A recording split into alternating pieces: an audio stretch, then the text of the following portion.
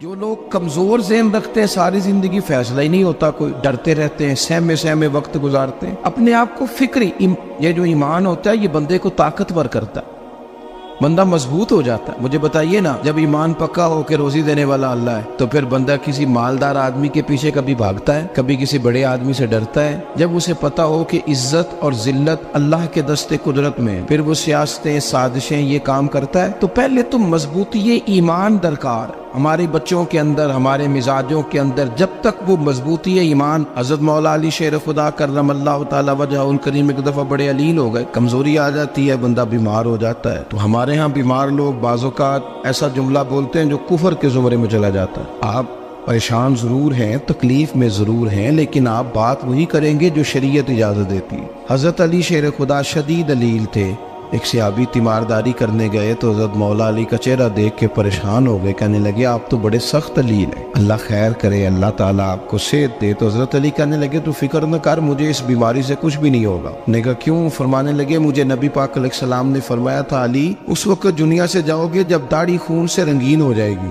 تو اس کا مطلب ہے میں خنجر کے وار کے ساتھ شہید کیا جاؤں گا، میں بیماری سے دنیا میں نہیں جاؤں گا، میں یہ بیماری سے مجھے کچھ بھی نہیں ہوگا، اللہ مجھے شفا دے دے گا، چونکہ حضور نے فرمایا کہ ساڈے نبی دی زبان ساڈے واسطے قرآن۔ تو سب سے پہلے تو اپنے ایمان کے اندر، توکل کے اندر مضبوطی پیدا کریں۔ مسلمان دیکھو نا، نماز پڑھنے سے روزی میں برکت ہوتی ہے، تو پھر اس کا مطلب یہ ہے کہ جب ٹائم آئے نا نماز کا تو گاہک جتنے مرضی کھڑے ہوں پھر دکان بند کرنی چاہیے، پھر نماز پڑھنی چاہیے، کیونکہ روزی تو اللہ نے دینی ہے، گاہکوں نے تو دینی۔ تو سب سے پہلے ضروری ہے مضبوطی ایمان، توکل، اللہ کی ذات پر بھروسہ۔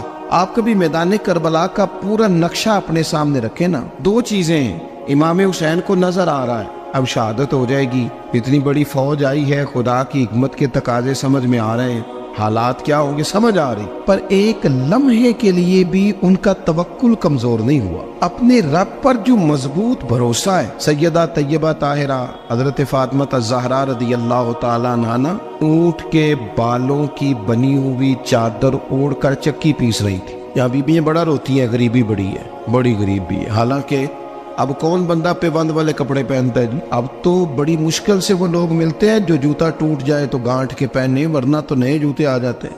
حضرت سیدہ پاک اونٹ کے بالوں کی بنی ہوئی چادر اوڑھ کے چکی پیس رہی تھی۔ نبی پاک صلی اللہ علیہ وسلم نے دیکھا، آنکھوں میں آنسو ضرور آئے، پر محبوب نے فرمایا فاطمہ دنیا میں تھوڑی سی تکلیف برداشت کرو، قیامت کی ساری عزت اللہ آپ کو ہی عطا فرمائے گا۔ تو توکل کی مضبوطی، اللہ کی ذات پر بھروسہ، اپنے رب کریم کے ساتھ امیدوں کا وابستہ کرنا، اس سے مضبوطی آئے۔ دوسرا فرمایا وَعَمِلُوا الصَّالِحَاتِ، بہترین عمل کیا جائے زندگی میں، نیک اعمال کیے جائے، وقت ضائع نہ کیا جائے، ہر وقت کوئی نہ کوئی کام بندہ کرتا رہے۔ یہاں بہت سارے لوگ ہیں جن کو لوگ نیک کہنا شروع کر دیتے ہیں نا، وہ سمجھ لیتے ہیں شاید ہم سچی مچی نیک ہیں۔ لوگ جو کہتے ہیں حضرت صاحب کی بلا، پیر صاحب کی بلا، میں یہ طالب علموں کو، دوستوں کو، بلکہ اپنے آپ کو بھی کئی دفعہ کہتا رہتا ہوں، اپنے آپ کو سمجھاتا ہوں کہ یہ لوگ تجھے کہہ رہے ہیں حضرت صاحب، یہ تو رات کو تو اپنے آپ سے پوچھنا، اپنے رب سے پوچھ، کبھی موقع ملے تو اپنی گریبان میں جھانک، غور کر کے تیری کیفیت کیا ہے، تنہائی میں تیرا دل اللہ سے جڑتا ہے کہ نہیں،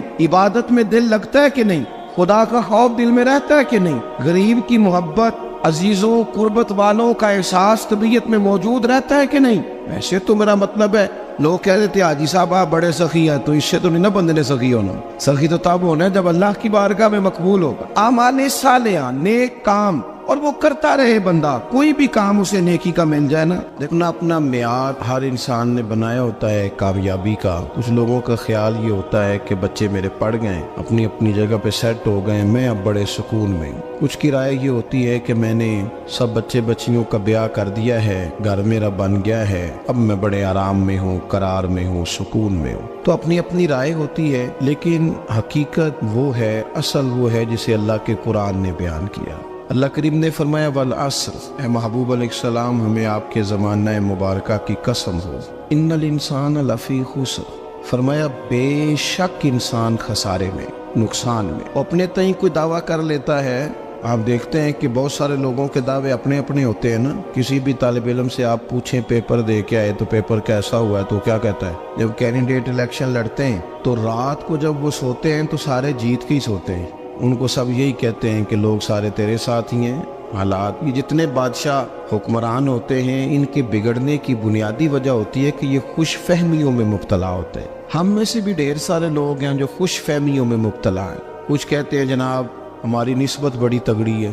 بھئی نسبت تو امام حسین سے تگڑی تو کسی کی نہیں نا. تو ساری رات نماز پڑھتے تھے، روزے رکھتے تھے، اللہ کو یاد کرتے تھے. آپ خالی نسبت پر بیٹھ کر عمل چھوڑ جائیں تو یہ کیسے ممکن ہے؟ تو اپنے اپنے تئیں لوگوں نے معیار کامیابی کے قائم کر لیے ہیں. اللہ فرماتا ہے کہ محبوب مجھے قسم ہو زمانے کی، انسان نقصان میں. یہ دن بدن جو وقت گزار رہا ہے تو اس کا نقصان، اس کا خسارہ، اس کا گھاٹا بڑھتا جا رہا ہے. روز نقصان میں. کتنا کتنا عمر کا حصہ لوگوں نے ضائع کر دیا. کتنے کتنے بہترین لوگ تھے لیکن روزی روٹی کے پیچھے وقت سارا برباد ہو گیا.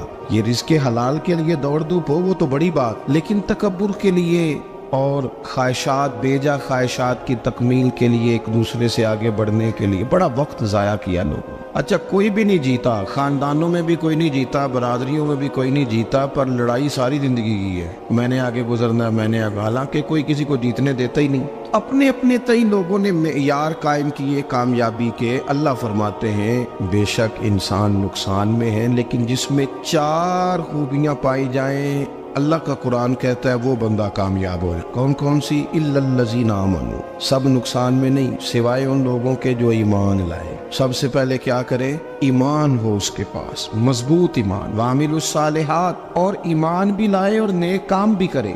اور صرف نیک کام نہ کرے، وَتَوَاصَوْا بِالْحَقِّ، لوگوں کو حق بات کی نصیحت بھی کرے. اور ظاہر ہے سچ بولے گا، حق بولے گا تو بڑے لوگوں کے مفادات کو ٹھیس پہنچے گی، کچھ لوگوں کو تکلیف بھی ہوگی. تو اب جب تکلیف ہوگی تو پھر مصیبت بھی آئے گی. تو اگر حق بات کہنی ہے تو پھر کیا کرے؟ وَتَوَاصَوْا بِالصَّبْرِ، پر ایک دوسرے کو صبر کی بھی وصیت کرے. 4 چیزیں پائی جائیں، ایمان، اعمال صالحہ، حق کی نصیحت، اس رستے میں آنے والی تکلیف پر صبر. اگر یہ 4 چیزیں میسر آتی ہیں تو اللہ کا قرآن کہتا ہے بندہ کامیاب ہے. اور اگر یہ 4 چیزیں نہیں تو پھر کوئی بندہ جتنا مرضی دعویٰ کرے، جتنا مرضی شور کرے، جتنا مرضی اعلان کرے، وہ کامیاب ہو سکتا.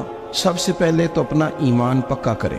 یہ جو کچی پکی باتیں کرتے ہیں نا لوگ، مسلمان جو ہوتا ہے نا، مسلمان وہ لاوارث نہیں ہوتا، وہ وارث والا ہوتا ہے. اس کا رب ہر وقت اپنی رحمت سے اس کی حفاظت کرتا ہے. مسلمان ہر وقت نبی پاک علیہ السلام کی نگاہ کرم میں رہتا ہے. اسے کمزور باتیں نہیں کرنی چاہیے کہ میرے کو پیچھے چڑھ گیا تو پتہ نہیں کیا ہو جائے گا، برادری مخالف ہو گئی تو پتہ نہیں کیا ہو جائے گا، سچ بول دوں گا تو لوگ پتہ نہیں مجھے مار دیں گے. ایسا ہو نہیں سکتا. چھری حضرت ابراہیم چلائے بھی نا تو حضرت اسماعیل کے حلق پہ چلنا اس نے تب بھی ہے جب اللہ حکم کرے گا. تو اللہ کی حکمت ہوگی، حکمت الہی ہوتی ہے تو کوئی کام ہوتا ہے، ورنہ ہوتا. تو اپنی طبیعت میں مضبوط ایمان، توکل، اللہ پہ بھروسہ، مضبوطی افکار کی، کچی باتیں نہیں. دیکھو نبی پاک صلی اللہ تعالی علیہ وسلم نے فرمایا نیکی کو کبھی حقیر نہیں سمجھنا، کبھی حقارت سے نہیں نیکی کرنی کہ یہ بڑی چھوٹی ہے تو میں اس کو کروں گا. فرمایا کبھی حقیر نہ سمجھنا، نیکی کا کام جو بھی ملے کر دینا. فرمایا اگر بھائی سے مسکرا کے ملو گے بنا تو اس پر بھی اللہ تمہیں صدقے کا ثواب عطا کرے گا. ہم تو اس دین سے کے ماننے والے ہیں جو کہتے ہیں تو گلی سے روڑا اٹھا دے، کانٹا اٹھا دے، کسی کی تکلیف دور کر دے، کسی اس پر گنجائش کر دے، کسی کے لیے آسانی کر دے. جو بھی خیر کا کام میسر آئے پورے دن میں اسے چھوڑے نہیں. صبح گھر سے نکلے، وہ ایک صحابی تھے، غالباً تابعی تھے، تو بازار جاتے اپنے غلام کے ساتھ تو سارا بازار گھوم کے واپس آ گئے. خادم نے کہا جناب کو نہ کوئی خریدا نہ کچھ بیچا. تو آپ سارا بازار گھوم کے آ گئے. فرمانے لگے تیرا کیا خیال ہے؟ میں نے کچھ بھی نہیں کیا. کہا جناب پھر کیا کیا ہے؟ فرمانے لگے تم نے دیکھا جو بندہ بھی گزرا میں نے اس کو کہا السلام علیکم، تو کتنی کو نیکیاں میں جمع کر کے آ گیا ہوں. کوئی خیر جو میسر آئے. ہم سمجھتے ہیں کہ شاید کوئی کروڑ کو روپیہ ہوگا تو پوری مسجد بناؤں گا تو پھر میں نے نیکی کر دی ہے. شاید جناب میں، حالانکہ یہ چھوٹے چھوٹے کام ہے نا، چھوٹے چھوٹے کام، ان کی تو زیادہ ضرورت ہوتی ہے، ان کی تو زیادہ حاجت ہوتی ہے. کوئی آپ رستے میں گزر رہے ہیں تو نیچے کوئی کھڈا بنا ہوا ہے تو اس پر ہم کیا کرتے ہیں؟ گاڑی میں بیٹھ کے تبصرہ کرتے ہیں اے روڈ کھورے کدوں بننا ہے. بھئی ایک کھڈا ہے نا تو آپ نیچے اترے نا تو آپ دھابڑا لیں نا. کئی پکڑے نا، یہ تو 5 منٹ کا کام ہے، یہاں آسانی کر دے نا آپ، اس میں گنجائش کر دیں۔ حضور سید عالم علیہ السلام نے فرمایا، امام راضی نے حدیث لکھی ہے، قیامت کے دن ایک بندے کو اللہ معاف کرے گا تو مالک وہ بندہ عرض کرے گا، یا اللہ میں تو بڑا گنہگار ہوں، کس وجہ سے معافی ہوئی؟ فرمایا رات کے وقت تو گزر رہا تھا، تیرے پیر سے روڑا ٹکرایا تھا اور تو نے اٹھایا ادھر ادھر دیکھ کے کہ کوئی اللہ کے کسی بندے کو تکلیف نہ ہو جائے۔ کہ مالک وہ تو میں نے زمانہ بیت گیا، کوئی اتنی بڑی بات بھی نہیں سمجھی۔ تو رب کریم نے فرمایا تو رات کے اندھیروں میں بھی میرے بندوں کا خیال رکھتا تھا تو میں تیرا خیال نہ کروں؟ کوئی عمل ہمارے ہاں لوگ کوئی کام نہیں کرتے، بالکل نہیں، کوئی کام نہیں، نہ بڑے نہ چھوٹے نہ سمجھدار نہ ان پڑھ، کچھ بھی نہیں۔ نشستن گفتن برخاستن، بیٹھو راج کے گپے مارو، تبصرے کرو فلانا کچھ نہیں کر رہا، فلانا کچھ نہیں کر رہا، اس کے بعد اٹھ کے چلے جاؤ۔ کچھ کریں، وعملوا الصالحات، نیکیاں جمع کریں زندگی میں، خزانہ بنائیں، خزانہ، اپنی ڈیوٹیاں اپنی ذمہ داریاں پوری کریں، ہر وقت کام، ہر وقت ذمہ داری، ہر وقت ڈیوٹی۔ لیکن نا امام حسن اور حسین، ان کی آپ کبھی زندگی کا مطالعہ کریں، فرض نماز کے علاوہ 100 رکعت نماز نفل روز پڑھنی ہے، پتہ کرنا ہے غریب کہاں کہاں ہیں، ان کا خیال رکھنا ہے، اور نیرے پیسے نہیں دینے۔ ہمارے یہاں لوگ غریبوں کو پیسے ضرور دیتے ہیں، عزت نہیں دیتے، ان کو 4 پیسے کی مدد ضرور کر دیتے ہیں پر عزت نفس کا خیال نہیں رکھتے۔ امام زین العابدین رضی اللہ تعالیٰ عنہ فرماتے ہیں، گزر رہے تھے، آپ دیکھیں نا، امام غزالی حدیث لائے ہیں کہ بندہ اور کچھ نہ کرے، کسی مومن کا دل راضی کر دے تو اللہ 60 سال کی نفلی عبادت کا ثواب عطا کرتا ہے۔ دل بدستاور کی حج اکبر است، از ہزارہ کعبہ یک دل بہتر است۔ کسی کا دل خوش کر دینا، اس کو راحت دے دینا، اس کو قرار دے دینا، اس کے لیے کوئی ایسا سامان کر دینا کہ بندہ مطمئن ہو جائے، سکون ہو جائے۔ یہ ہمارے ہاں جو لوگ ہوتے ہیں نا، سرکاری ملازمین، ڈیوٹیوں والے، ان کی طبیعتوں میں تلخی ہوتی ہے۔ یہ اگر صرف پیار کرنے لگ جائے نا، سے وابستہ لوگ میرے احباب میں سے ہیں، تو میں ان سے کہتا ہوں کہ شفا تو اللہ نے دینی ہے، چلو تم دعائی تو آج کے دیا کرو نا، تم آنے والے کی بات تو توجہ سے سنو۔ وہ بیچارہ اپنی بات، ہمارے ایک بزرگ تھے تو تعویذ لکھا کرتے تھے، بڑے عالم تھے، مجھے کچھ تھوڑی سی نا میرے دل میں ان کے بارے میں خفگی رہتی تھی کہ آپ اتنے بڑے عالم ہیں، آپ کتاب لکھیں، آپ تعویذ لکھ رہے ہیں، اور پھر لوگوں نے کمائی کرنی ہوتی ہے، آپ تو مفت دیتے ہیں سارا کچھ، اتنی لمبی ڈیوٹی، سارا دن بیٹھے رہتے ہیں آپ اور لکھتے تعویذ ہیں۔ میں نے ایک دن ان سے گزارش کی، میں نے کہا شیخ آپ بڑے آدمی، جن لوگوں کو اللہ نے رسوخ فی العلم عطا فرمایا ہوتا ہے، ان میں سے آپ، اللہ نے آپ کو پختگی دی ہے، علم میں شعوری عالم ہے آپ، سارا دن تعویذ۔ فرمانے لگے یار میں تعویذ نہیں لکھتا، اصل مسئلہ یہ ہے کہ جو تعویذ لینے آتا ہے وہ اپنا سارا دکھ سناتا ہے، تو میں تعویذ نہیں لکھتا، میں نہ بس لوگوں کے کلیجے ٹھنڈے کرتا ہوں، میں کسی کا، اب تو بچوں کے پاس ٹائم ہی نہیں، وہ تو ابا کا دکھ نہیں سنتے، تو بیٹھتے ہی نہیں۔ اماں کہہ رہی ہوتی ہے کہ پتر کو 10 منٹ میرے پاس بھی بیٹھا کر، لیکن پتر مصروف بڑا ہے، ویڈیو چڑھانی ہے اس نے۔ ہم الجھ گئے، یہ چیزیں انسان کو نفسیاتی طور پر کمزور کر دیتی ہیں، جو لوگ زیادہ یہ کام کرتے ہیں ان کے حافظے کمزور ہو جاتے ہیں، وہ الجھ جاتے ہیں، انہیں پتہ نہیں ہوتا رات میں نے کیا کہا تھا، صبح میں کیا کہہ رہا۔ ہر وقت نہیں، ضرورت کے وقت، ہر ٹائم نہیں، مخصوص اوقات میں۔ حضرت امام زین العابدین رضی اللہ تعالیٰ عنہ فرمانے لگے، ہم گزر رہے تھے، امام حسین ساتھ تھے، تو رستے میں نہ کچھ غربا، غریب لوگ بیٹھ کے کھانا کھا رہے تھے، کہتے ہماری ان پر نظر پڑی تو انہوں نے حضرت امام حسین رضی اللہ تعالیٰ عنہ سے کہا حضور آئیے تشریف لائیے کھانا کھائیے۔ وہ ضروری نہیں ہوتا آپ کو سب کا کھانا پسند ہی آئے، ٹیسٹ اپنے اپنے ہوتے ہیں، یہ ضروری تو نہیں۔ کھانا پسند نہ بھی آئے تو دل تو پھر بھی راضی رکھنا چاہیے، قربان جائیں۔ نبی پاک نے کس طرح ہماری تربیت کی۔ حضرت عائشہ صدیقہ رضی اللہ تعالیٰ عنہ فرماتی ہیں، کریم محبوب کا میں نے یہ طریقہ دیکھا کہ اگر کھانا ناپسند ہوتا تو چھوڑ دیتے، پر کبھی اس میں سے نقص نہ نکالتے، عیب جوئی نہ کر۔ گرمی کے موسم میں کھڑی ہے بیچاری خاتون، اور کتنی مشقت سے اس نے کھانا بنایا، اور کتنی گرمی صحیح ہے چولہے کے سامنے، لیکن صاحب کو کھانا رکھا ہے تو وہ کہتے ہیں یہ تو کی پکایا ہے، وہ کھانے والی چیز ہے بھئی، اس طرح کرنا، اب جو اگلی ہنڈی ہے وہ تو پکا، آنا تو کھڑا ہو۔ یہ پتہ چلی یہ کام کتنی مشقت کا ہے۔ زندگی میں کچھ تھوڑا سا دوسروں کا خیال رکھنا، یہ بھی تو دین کا حصہ ہے۔ آپ اپنی زندگی میں ہمیشہ اپنے لیے سوچے، کسی اور کا سوچے ہی نہ۔ تو میرے عزیز یاد رکھیں گے آپ، امام زین العابدین کہتے ہیں نبی پاک صلی اللہ تعالیٰ علیہ وآلہ وسلم نے نا حضرت امام علی مقام کی، امام حسن اور حسین کی اس طرح سے کچھ تربیت فرمائی تھی کہ غریب پروری ان کے اندر رچ بس گئی۔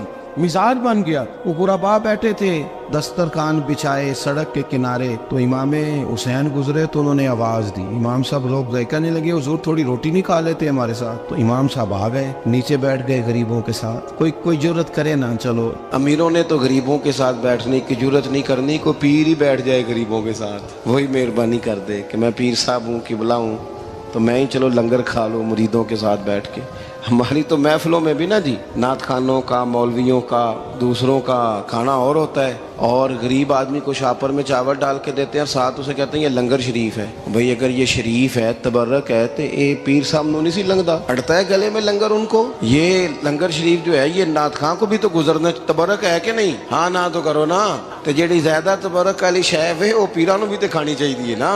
نعت خان کو اس کے لیے علیحدہ سے مرغ مسلم اعلیٰ کھانے. میں اکثر دوستوں سے کہتا ہوں چلو میلاد شریف پہ ہی صحیح سب کے لیے اچھا کھانا پکاؤ. چلو جس غریبوں کے بچوں کو بیچاروں کو سارا سال وہ بوٹیوں کے لیے لڑتے ہیں, تم میلاد پہ اچھی روٹی پکا دو, تو بچہ جب کھائے گا نا بہت ساریاں بوٹیاں اور چاول, اور اپنے ابا سے پوچھے گا کہ ابا جی آج کی گل ہے, تو ہو سکتا ہے غریب باپ روئی پڑے اور اسے کہے پتر تو آج راج راج کے کھاج ساڈے نبی پاک دا میلاد شریف. تو امام حسین رضی اللہ تعالیٰ عنہ نا آ کے غریبوں کے بیچ بیٹھ گئے زمین پہ. انہوں نے کہا کھائیے, تو وہ جس طرح وہ کھا رہے تھے نا سادے برتنوں میں سادے, امام حسین کھانا کھانے لگ گئے.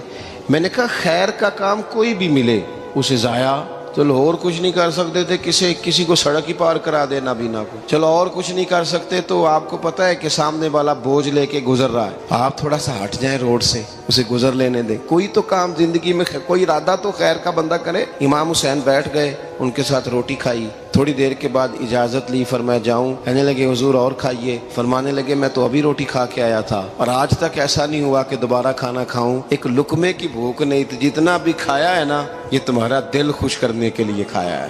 غرباء مساکین کی وعامل الصالحات, ایماندار بندہ ایمانداروں جیسے کام کرتا ہی اچھا لگتا ہے. 25 حج کیا امام حسن اور حسین نے مدینے سے مکے پیدل جا کے. میں کہتا ہوں چلو ہم باجماعت نماز ہی پڑھ لیا کریں. چلیں حضور صلی اللہ علیہ وسلم نے فرمایا فجر کی نماز پڑھ کے بیٹھ جاؤ, اشراق چاشت تک اللہ کا ذکر کرو. 2 نفل اشراق کے 2 چاشت کے پڑھ لو, اللہ 2 حج اور 2 عمرے کا ثواب عطا کر دے گا. مشکل کام تو نہیں. اہل بیت نے ہمیں سبق یہ پڑھایا ہے, حضور کے اصحاب نے ہمیں سبق یہ پڑھایا. تیسری بات فرمایا وَتَوَاصَوْا بِالْحَقِّ, صرف یہ نہیں کہ تم نماز پڑھ کے تو بیٹھ جاؤ, تم نے نا بے نمازی کو نماز کی دعوت بھی دینی ہے. مظلوم پر ظلم ہوتا رہے اور کونے میں چپ کر کے بیٹھے نہیں رہنا, بلکہ اگر ہاتھ پکڑا جا سکتا ہے تو ظالم کا ہاتھ پکڑنا ہے. نبی پاک علیہ الصلوۃ والسلام نے فرمایا اپنے بھائی کی مدد کرو چاہے وہ ظالم ہو یا مظلوم ہو, بھائی کی مدد کرو چاہے ظالم ہو یا مظلوم ہو. تو صحابہ نے عرض کی یا رسول اللہ صلی اللہ تعالیٰ علیہ وسلم یہ مظلوم کی مدد تو سمجھ میں آتی ہے, یہ ظالم کی مدد کیسے کریں؟ نہیں سمجھ آ رہی ہے آپ کو بات؟ یا رسول اللہ صلی اللہ تعالیٰ علیہ وسلم مظلوم کے ساتھ کھڑا ہونا تو ہماری عقل میں آ گیا, تو ظالم کی مدد کیسے کرنی ہے؟ نبی پاک صلی اللہ تعالیٰ علیہ وسلم نے فرمایا ظالم کو ظلم کرنے سے روک دو, تم نے اس کی مدد کر دی, اسے باز کرو. لیکن ہم تو اتنی جرت ہی نہیں رکھتے بدی کو بدی کہنے کی, اتنی طاقت ہی نہیں ہوتی. جھوٹ کو جھوٹ کہنے کی ہمت, ہمارے گھر میں سارا کچھ ہو رہا ہوتا ہے, ہمیں پتہ ہوتا ہے کہ فلاں جگہ پہ ہمارا قبیلہ ہماری برادری غلط ہے, پر اتنی جرت کرتے.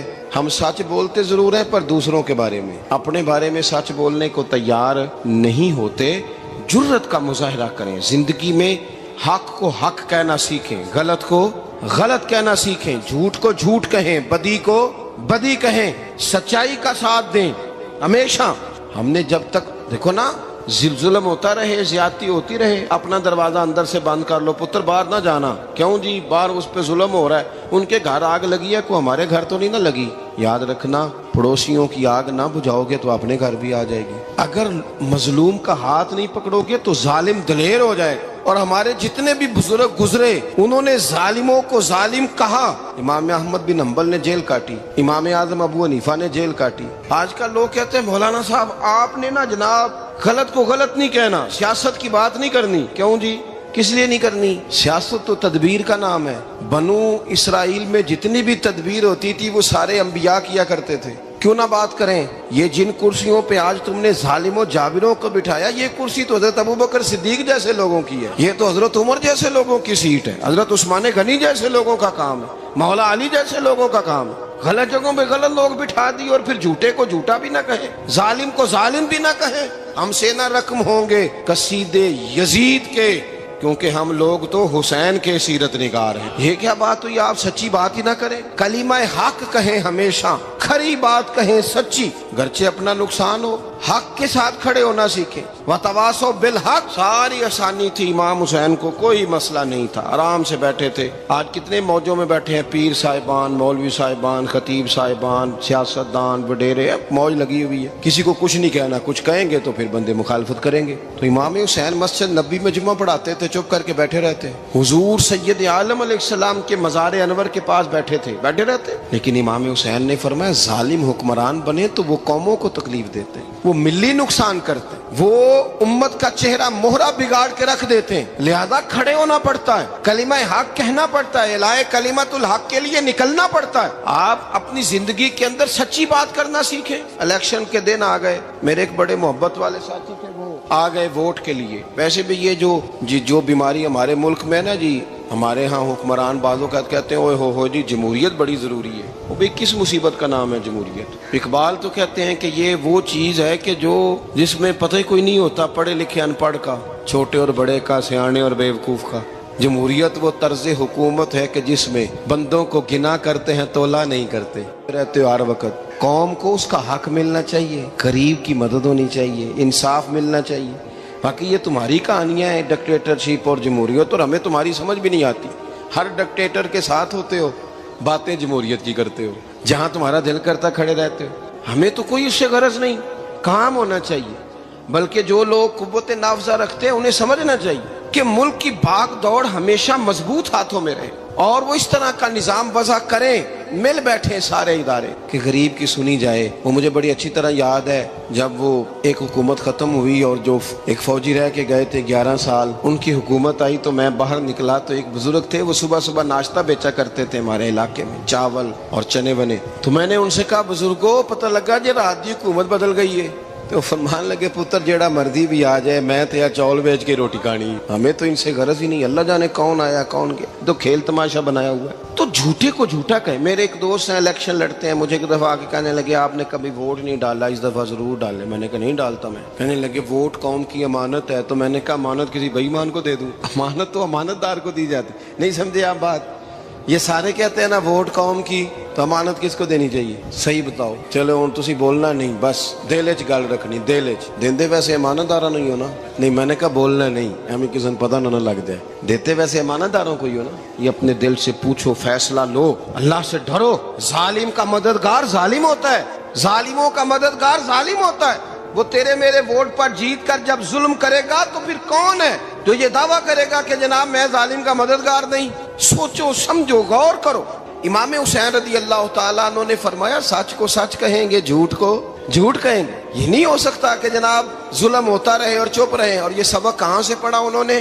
مولا علی شیر خدا سے۔ جب حضرت عثمان غنی رضی اللہ تعالیٰ عنہ پر بلوائیوں نے حملہ کیا نا، تو چونکہ حضرت عثمان غنی خالو تھے امام حسن اور حسین کے، حضرت عثمان خالو ہیں، سگے خالو ہیں، تو حضرت مولا علی شیر خدا نے یہ نہیں کہا کہ پتر اتنے بندے آ گئے ہیں، تلواریں ہیں، محاصرہ ہے، باہر نہ نکلنا، بلکہ حضرت مولا علی نے خود اپنے دونوں بیٹوں کو تلواریں پکڑائیں اور حضرت عثمان غنی کے دروازے پہ کھڑا کر کے کہا پتر خیال رکھنا تمہارے ہوتے ہوئے کوئی بھی شخص حضرت عثمان غنی کا دروازہ نہ کراس کر پائے۔ خود اپنے بچوں، ہر جنگ میں حضرت علی ساتھ لے کے جاتے تھے۔ ہم تو بچوں کو دلیری سکھاتے ہی نہیں، بزدل۔ اور کچھ ہمیں بابے مل گئے، وہ کہتے ہیں منڈے نو سایا ہے، میں کہ بابے نو آپ سایا ہے، انہوں بھی کرو دم کراؤ، اس کو نظری سایہ آتا ہے۔ کیسے نادانوں سے پالا پڑ گیا۔ کیا ہوتا ہے وہ سایہ؟ اچھے بھلے سیانے نوجوان بتی بند کر کے اندر لیٹا ہوا ہے بچہ ہے، بابا کہہ گیا انہوں سایہ ہے۔ بابا کہڑا کہہ گیا جیڑا باہر روٹی لین آیا سی، بھی ایڈی پہنچی سرکار ہوندی تے ٹکر ہی گھر کھا لیندی۔ لوگوں کے قسمت کا حال بتاتا ہے، اپنی اتنی خراب ہے کہ مانگتا پھرتا ہے۔ کیا مذاق بنایا ہم نے اپنے ساتھ۔ تھوڑے سمجھدار ہو جائیں، ہر بندے کی بات کا اثر قبول نہ کیا کریں۔ مومن کے پاس طاقتیں ہوتی ہیں، جو جدھر لگاتا ہے چپ کر کے لگ جاتے ہو۔